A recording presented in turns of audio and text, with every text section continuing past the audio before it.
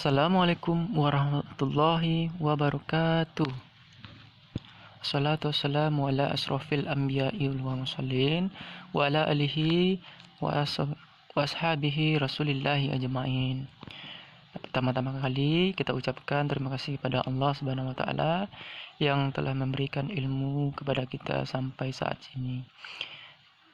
Dan tidak lupa juga kita ucapkan terima kasih kepada baginda kita, yakninya Nabi Muhammad Sallallahu Alaihi Wasallam.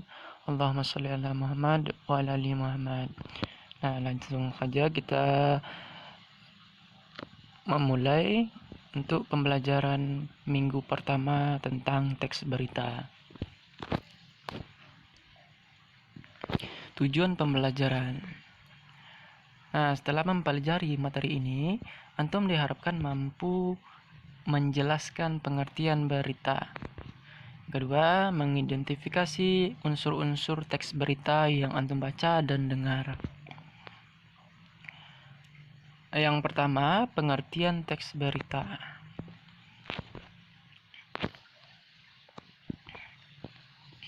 Tahukah teman-teman apa itu teks berita? Nah, sebelum kita memulai mendefinisikan arti dari keseluruhannya, terlebih dahulu kita mengetahui arti dari kata teks itu sendiri. Teks dalam arti sempit yaitu wacana lisan atau ucapan yang dituangkan dalam bentuk tulisan.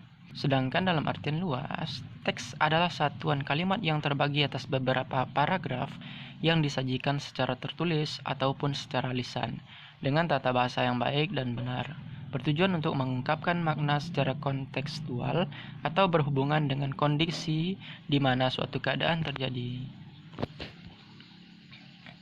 Nah, sekarang kita langsung saja mendefinisikan pengertian teks berita.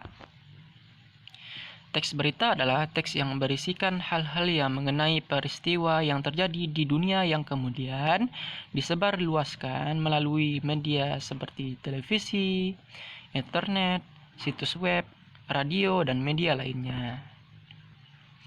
Nah, yang kedua yaitu unsur-unsur berita.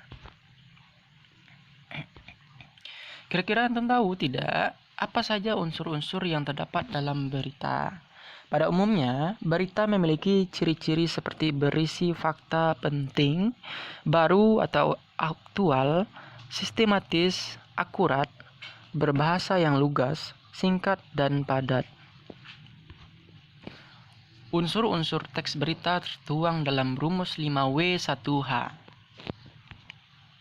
Yang pertama what, yang kedua who, yang ketiga where, yang keempat when, yang kelima why, dan yang keenam adalah how. Nah, keenam unsur tersebut dapat kita singkat menjadi adik Simba. Nah, unsur yang kita bahas pertama adalah what, yaitu apa berita yang akan disampaikan. Yang kedua who, atau siapa yang akan menjadi objek pemberitaan. Yang ketiga where, atau di mana peristiwa yang diberitakan terjadi. Selanjutnya when, atau kapan peristiwa yang diberitakan terjadi. Selanjutnya why, atau mengapa peristiwa itu terjadi. Dan yang terakhir adalah how, yaitu bagaimana peristiwa itu terjadi. Nah, di dalam keenam unsur tadi terdapat pokok-pokok berita. Pokok-pokok berita adalah hal-hal penting dalam berita. Pokok-pokok berita dapat ditemukan menjawab pertanyaan 5W1H tersebut. Nah, setelah antum mengetahui unsur-unsur teks berita tersebut, coba isi pertanyaan di tabel berikut tentang berita terhangat saat ini dan salin di buku latihan berserta jawaban. Untuk pembelajaran selanjutnya, minggu depan kita akan membahas menyimpulkan isi berita.